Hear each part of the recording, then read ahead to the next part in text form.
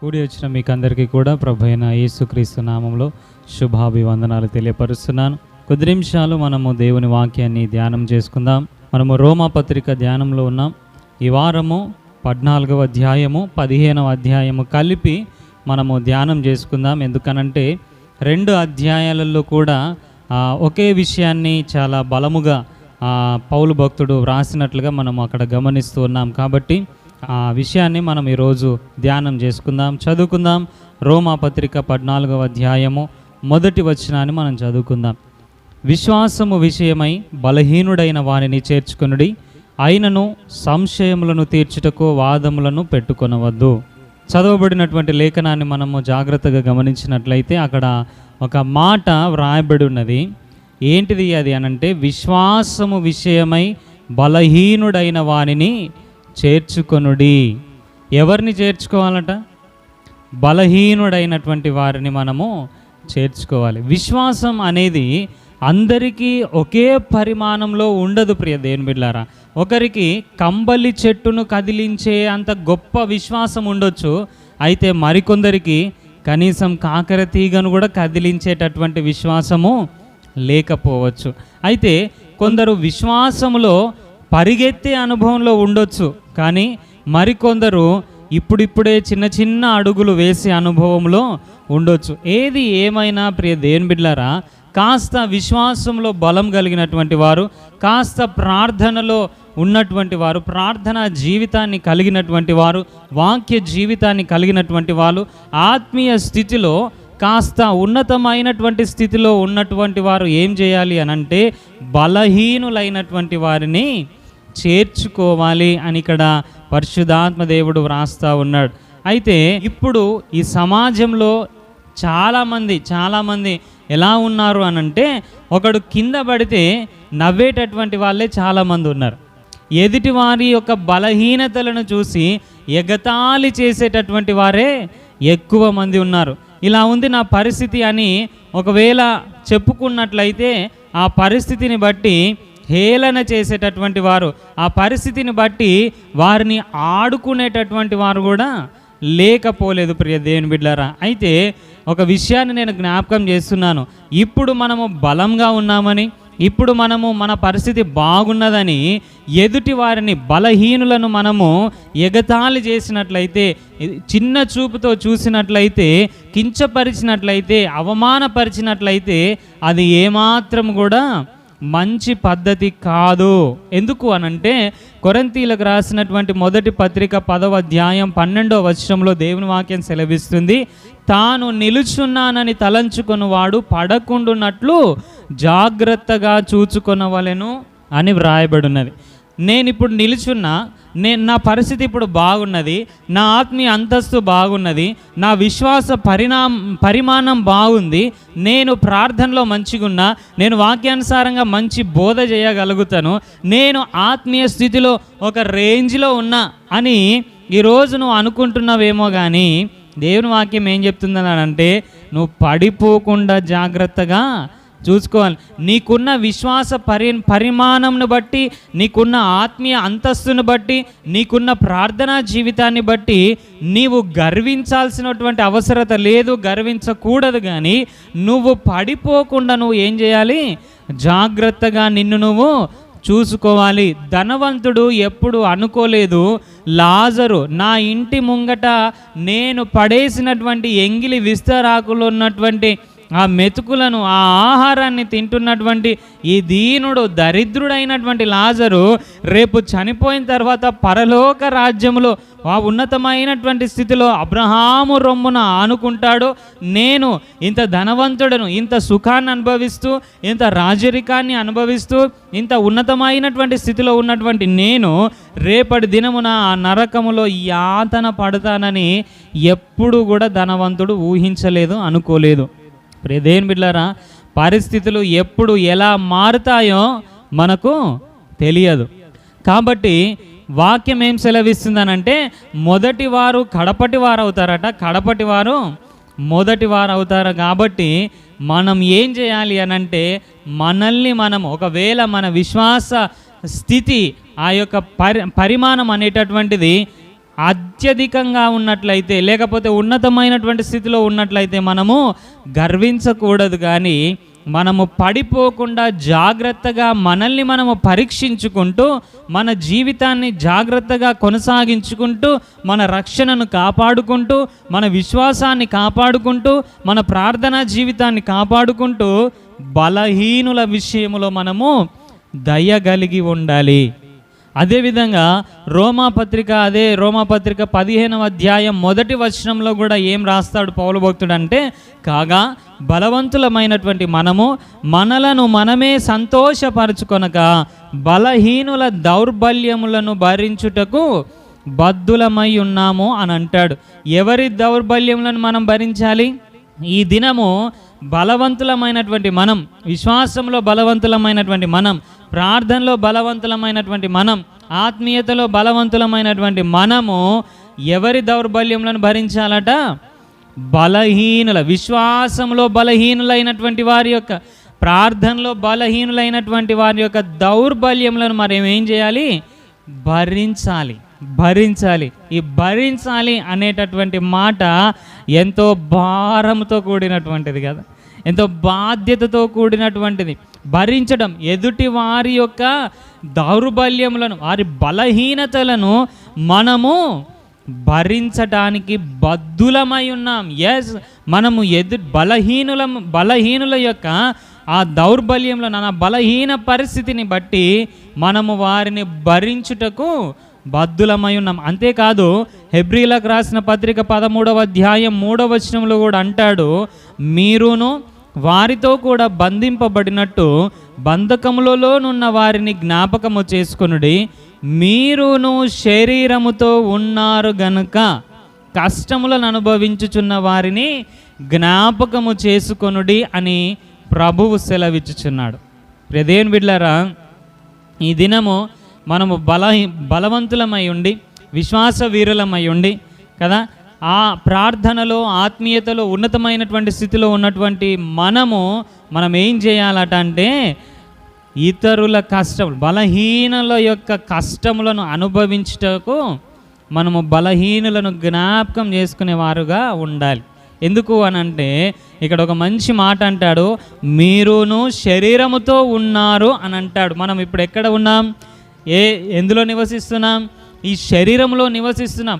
ఈ శరీరముతో ఉన్నాం కాబట్టి, ఈ శరీరముతో ఉన్న ప్రతి ఒక్కరూ ఏదో ఒక సందర్భంలో, ఏదో ఒక రోజు తప్పిపోయే అవకాశం ఉన్నది, పడిపోయే అవకాశం ఉన్నది, జారిపోయే అవకాశం ఉన్నది, తప్పు చేసేటటువంటి అవకాశం ఉన్నది. కాబట్టి మనము బలవంతులమైనటువంటి మనము విశ్వాస విషయములో, ప్రార్థన విషయములో, ఆత్మీయత విషయములో బలవంతులమైనటువంటి మనము శరీరముతో ఉన్నామన్నటువంటి విషయాన్ని మర్చిపోకుండా, మనము పడిపోకుండా జాగ్రత్తగా చూచుకుంటూ బలహీనుల కష్టములను మనము భరించాలి, బలహీనుల దౌర్బల్యములను మనము భరించాలి. ఎందుకు అనంటే, మనము కూడా శరీరంతో ఉన్నాం కాబట్టి. కానీ ఈ దినాలలో కొంతమంది క్రైస్తవులు ఎలా ఉన్నారు అనంటే, ఒక రోజుకి 2 గంటలు గనక ప్రార్థన చేసేటటువంటి అలవాటు ఉన్నట్లయితే, లేకపోతే ఒక 2 గంటలు వాక్యము ధ్యానించే అలవాటు ఉన్నట్లయితే, లేకపోతే ఒక విశ్వాస విషయంలో కాస్త ఉన్నతమైనటువంటి స్థితిలో ఉన్నట్లయితే, ఇక ఆగం కదా. నేను 2 గంటలు దినానికి ప్రార్థన చేస్తా తెలుసా, నేను 2 గంటలు వాక్యం ధ్యానిస్తా తెలుసా, నేనేంటిది, నా విశ్వాస స్థాయి ఏంటిది కదా. పరిసయ్యుడు వచ్చి అక్కడ సుంకరి, ఇంకెవరు ప్రార్థన చేస్తూ ఉన్నారు? పరిసయ్యుడు సుంకరి ప్రార్థన చేస్తున్నారు. ఆ ఇద్దరి ప్రార్థనని మనం గమనించినట్లయితే, పరిసయ్యుడు ప్రార్థన చేస్తున్నాడు, నేను వారానికి 2 సార్లు ఉపవాసం ఉంటున్నా, 10వ వంతునిస్తున్నా కదా, ఎన్ని గొప్ప గొప్ప కార్యాలు చేస్తున్నా, నా ఆత్మీయ స్థితి ఏంటిది, నేనేంటిది. ఈ సుంకరి వీడిని చూడు, వాని కథ చూడు, వానికి ప్రార్థన చేసేటటువంటి అలవాటు లేదు, ప్రార్థన జీవితం లేదు, విశ్వాస జీవితం లేదు, వాడొక దశభాగాలు తీసేటోడు కాదు, వాడొక పాపి అయిన సుంకరి కంటే నేను ఎంత గొప్పనో అని ప్రార్థన చేస్తూ ఉన్నాడు పరిసయ్యుడు. ఈ దినం ప్రియ దేవుని బిడ్డలారా, చాలామంది ప్రార్థనా పరులైనటువంటి విశ్వాస వీరులైనటువంటి ఆత్మీయ స్థితిలో కాస్త ఉన్నతమైనటువంటి స్థితిలో ఉన్నటువంటి చాలామంది జీవితాలలో ఈ ఆత్మీయ గర్వం అనేటటువంటిది ఉన్నది. కానీ దేవుని వాక్యం సెలవిస్తుంది, ఒకవేళ నువ్వు గర్వంతో ఊగిసలాడుతూ ఉన్నట్లయితే దేవుడు నిన్ను ఒకరోజు కొడతాడు. ఆ విషయాన్ని నువ్వు మర్చిపోవద్దు. ఆత్మీయ గర్వం అనేటటువంటిది ఏమాత్రం కూడా మంచిది కాదు. గర్వపడినటువంటి అపవాది పరలోక రాజ్యంలో నుంచి త్రోసివేయబడలేదు, తన్నబడ్డాడు. వాడు తన్నే ఇక్కడికి వచ్చి పడ్డాడు భూలోకంలో కదా. కాబట్టి ప్రియ దేవుని బిడ్డలారా, మనలో ఏమాత్రం కూడా ఆత్మీయ గర్వం అనేటటువంటిది ఉండదు. ఒకవేళ నీకు మంచి ప్రార్థన జీవితం ఉండొచ్చు, ఒకవేళ నీకు మంచి వాక్య జ్ఞానం ఉండొచ్చు, వాక్చాతుర్యం ఉండొచ్చు, ఒకవేళ ఆత్మీయ స్థితిలో నువ్వు కాస్త ఉన్నతమైనటువంటి స్థితిలో ఉండొచ్చు. అయితే నీకున్న ఆత్మీయ స్థితిని బట్టి, నీకున్న ప్రార్థన అనుభవాన్ని బట్టి, నీకున్న వాక్య జ్ఞానమును బట్టి నువ్వు విరవీగటానికి గర్వించడానికి వీల్లేదు. కానీ ఆత్మీయ విషయంలో బలహీనులైనటువంటి వారి విషయంలో నీవు దయగలిగి వాళ్ళ బలహీనతలను భరించటానికి నువ్వు దయగలిగి వారి విషయంలో నువ్వు ఉండాలని దేవుడు జ్ఞాపకం చేస్తూ ఉన్నాడు. ఈ మాటలు రాస్తున్నటువంటి పౌలు భక్తునికి కూడా ఒక మంచి హృదయం ఉన్నది. అది ఎలా ఉన్నది తన హృదయం అని అంటే, కొరింథీలకు రాసినటువంటి మొదటి పత్రిక 9వ అధ్యాయము 22వ వచనాన్ని మనం చూసినట్లయితే, బలహీనులను సంపాదించుకొనుటకు బలహీనులకు బలహీనుడనైతిని అని అంటాడు. పౌలు యొక్క ఆత్మీయ అంతస్తు, పౌలు యొక్క ఆత్మీయ స్థితి, ప్రార్థనా జీవితము, తనకున్నటువంటి ప్రత్యక్షతలు మనం చూసినట్లయితే చాలా అద్భుతంగా ఉన్నాయి. నాకున్న ప్రత్యక్షతలు ఎన్నో ఉన్నతంగా ఉన్నాయి అని అంటాడు కదా. పౌలు యొక్క ప్రార్థనా జీవితము చాలా ఉన్నతమైనటువంటిది. ఆ అపోస్తుల ఆ పరిచర్యలో పౌలు యొక్క పరిచర్య చాలా అత్యద్భుతమైనటువంటి పరిచర్య, చాలా ఉన్నతమైనటువంటి పరిచర్యను చేసినటువంటి వ్యక్తిగా పౌలు ఉంటా ఉన్నాడు. ప్రియ దేవుని బిడ్డలారా, తనకున్న ప్రత్యక్షతలను బట్టి, తనకున్నటువంటి ప్రార్థనా జీవితాన్ని బట్టి, తనకున్నటువంటి ఆ వాక్చాతుర్యమును బట్టి, వాక్యం యొక్క జ్ఞానము చూడండి ఎన్ని పత్రికలను రాశాడో పౌలు భక్తుడు కదా. తను రాసినటువంటి ఆ పత్రికలను అర్థం చేసుకోవడానికి కూడా మనకు ఆ జ్ఞానం సరిపోదు. అలాంటి అద్భుతమైనటువంటి జ్ఞానము కలిగి పరిశుద్ధాత్మ అభిషేకము కలిగినటువంటి వ్యక్తి పౌలు భక్తుడు. అదేవిధంగా తన చేతికి తగిలినటువంటి ఆ గుడ్డపేగుల ద్వారా కూడా స్వస్థతలు జరిగినాయి. ఎంతో అద్భుతమైనటువంటి ఆశ్చర్యాల కార్యాలు పౌలు ద్వారా దేవుడు జరిగించాడు. ఇంత ఉన్నతమైనటువంటి ఆత్మీయ స్థితి పౌలు జీవితంలో ఉన్నప్పటికీ కూడా ఈయన ఎలా మారిపోతున్నాడు అంటే, బలహీనులను సంపాదించుకోవటానికి ఒక బలహీనుడిగా మారిపోతున్నాడట. బలహీనుడిగా తనను తాను కనపరుచుకుంటున్నాడట. బలహీనుల దగ్గరికి పోయి, రేయ్ చూడరా నా ఆత్మీయ స్థితి చూడు, నాకున్న ప్రత్యక్షతలను చూడు, నా ద్వారా జరిగేటటువంటి స్వస్థతలు చూడు, ఎందుకురా మీరు బ్రతికేది అని బలహీనులను ఏమాత్రం కూడా ఎగతాళి చేయటం కానీ, ఏమాత్రం కూడా కించపరచడం కానీ, ఏమాత్రం కూడా దూషించడం కానీ పౌలు భక్తుడు చేసినటువంటి వాడు కాదు. కానీ బలహీనులను సంపాదించుకోవటానికి, ఎంత మంచి మాట కదా అండి. బలహీనులను ఈయన ఏం చేస్తున్నాడట, సంపాదించుకోవటానికి బలహీనుడుగా తనను తాను కనపరుచుకుంటున్నాడట. మనం ఏం చేస్తాం, బలహీనులను చూసినప్పుడు మన కళ్ళు ఎక్కడికో వెళ్ళిపోతాయి, మధ్యాకాశంలోనికి మన పాదములు ఎక్కిపోతాయి కదా. బలహీనులను చూసినప్పుడు మనం ఆగనే ఆగం, భూమి మీద ఉండనే ఉండం. మనం ఏదో ఉన్నతమైన స్థాయిలో ఉన్నట్టు మనం ఆగనే ఆగం. కానీ ఇక్కడ పౌలు బలహీనులను సంపాదించుకోవటానికి బలహీనుడిగా తనను తాను కనపరుచుకుంటున్నాడు. అదేవిధంగా మన రక్షకుడైన యేసుక్రీస్తు ప్రభువారిని కూడా మనం చూసినట్లయితే, మనము బలహీనులముగా ఉన్నప్పుడే ఆయన మన కొరకు బలి అయ్యాడు. ఎందుకో తెలుసా, మనల్ని చేర్చుకోవటానికి, మనల్ని సంపాదించుకోవటానికి. అందుకే పౌలు భక్తుడు అంటాడు, ఇదే రోమాపత్రిక 15వ అధ్యాయం 7వ వచనంలో, కాబట్టి క్రీస్తు మిమ్మును చేర్చుకునిన ప్రకారము దేవునికి మహిమ కలుగునట్లు మీరును ఒకరినొకడు చేర్చుకొనుడి అని అంటాడు. కాబట్టి క్రీస్తు మనల్ని ఏం చేశాడు, చేర్చుకున్నాడు. ఏ స్థితిలో చేర్చుకున్నాడు, మనము విశ్వాసములో బాగా బలవంతులమైనప్పుడు చేర్చుకున్నాడా, మనము ఆత్మీయతలో ఒక ఉన్నతమైనటువంటి స్థితిలో ఉన్నప్పుడు, అబ్బా ఎంత ఉన్నతమైన స్థితిలో ఉన్నావయ్యా, రా నేను నిన్ను చేర్చుకుంటానని అన్నాడా? కాదు ప్రియ దేవుని బిడ్డలారా, మనము దూరస్థులముగా ఉన్నప్పుడే, మనము బలహీనులముగా ఉన్నప్పుడే, మనము పాపులమై ఉన్నప్పుడే, మనము అవిధేయతలో ఉన్నప్పుడే, మనం ఆయనను నిందించే వారమై దూషించే వారమై ఉన్నప్పుడే ఆయన మనల్ని చేర్చుకున్నాడు. పాపులమై ఉన్నటువంటి మన కొరకు ఎలాగా త్యాగం చేశాడంటే తన ఆఖరి రక్తపు బొట్టును కూడా మన కొరకు కార్చాడు.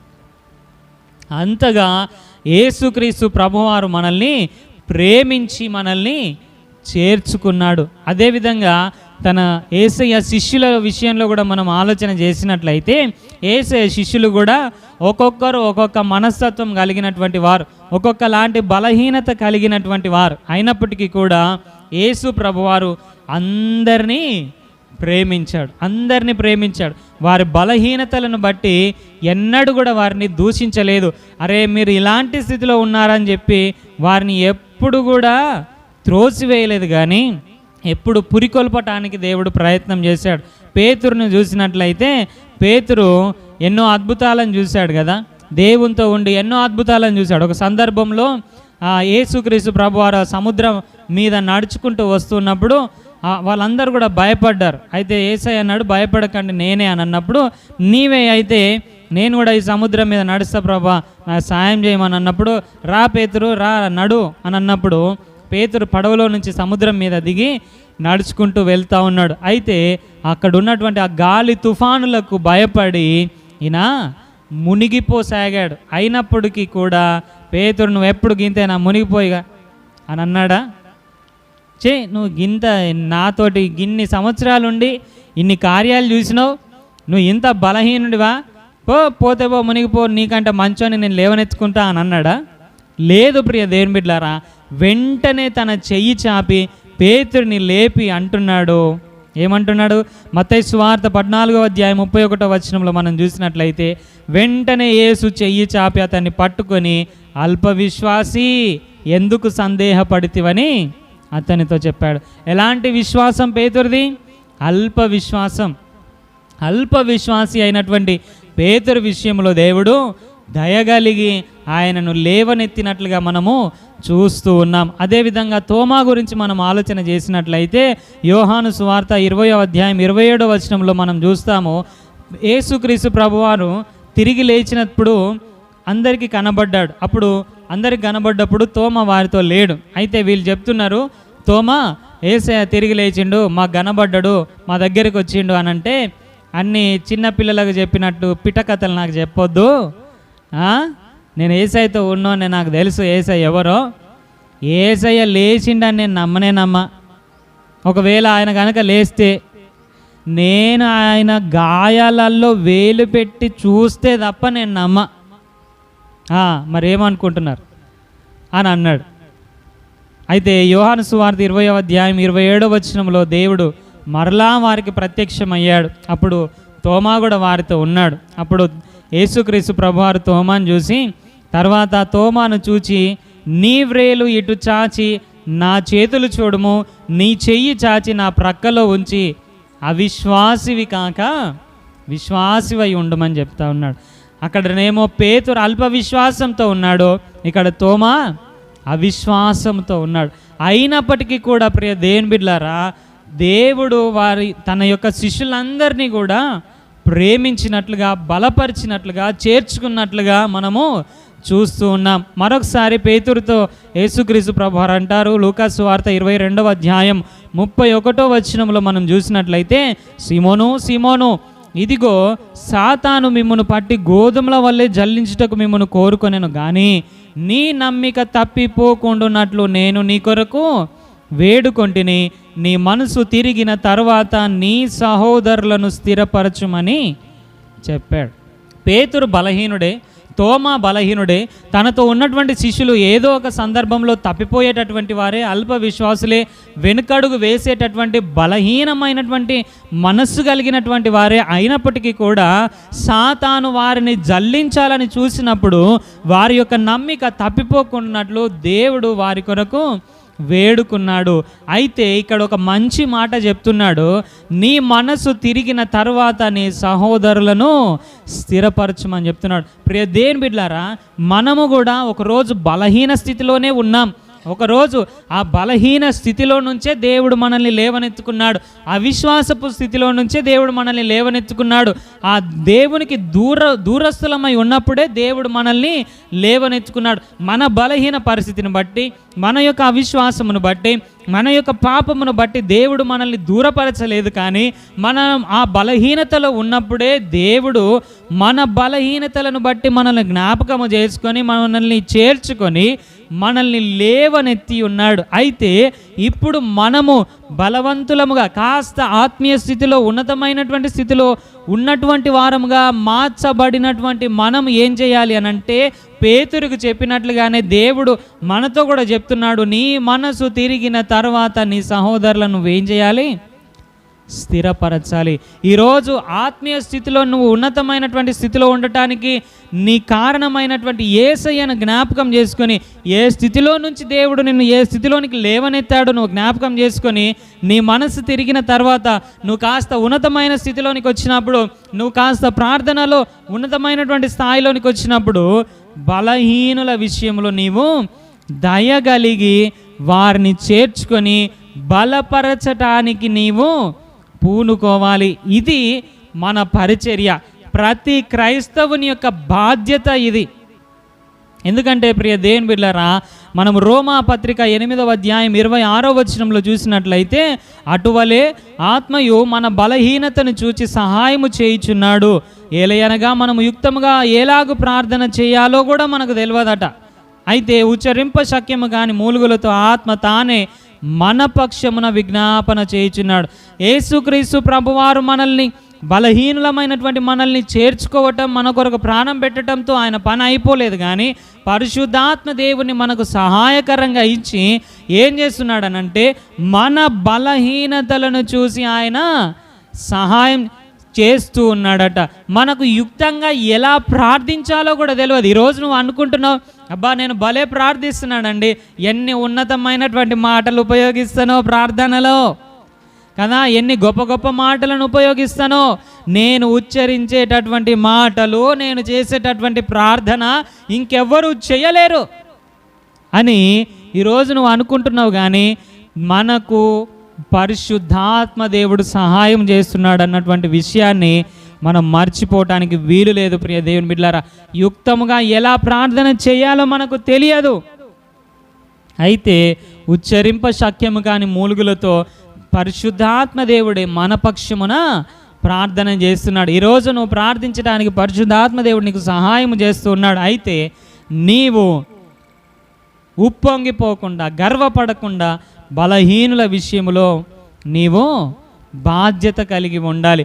బలహీనుల విషయంలో నీవు వారి యొక్క దౌర్బల్యములను భరించడానికి నువ్వు పూనుకోవాలి. బలహీనులను చేర్చుకోవటానికి నీవు సిగ్గుపడకూడదు. బలహీనులను చేర్చుకోవటానికి నీవు వెనుకడుగు వేయకూడదు. ప్రియ దేవుని బిడ్డలారా, కాబట్టి ఉదయకాల సమయంలో పరిశుద్ధాత్మ దేవుడు మనతో మాట్లాడుతూ ఉండగా మనల్ని మనం ఒకసారి ఆలోచన చేసుకుందామా? ఒకసారి మనల్ని మనం పరీక్షించుకుందామా? ఎలా ఉంది మన పరిస్థితి?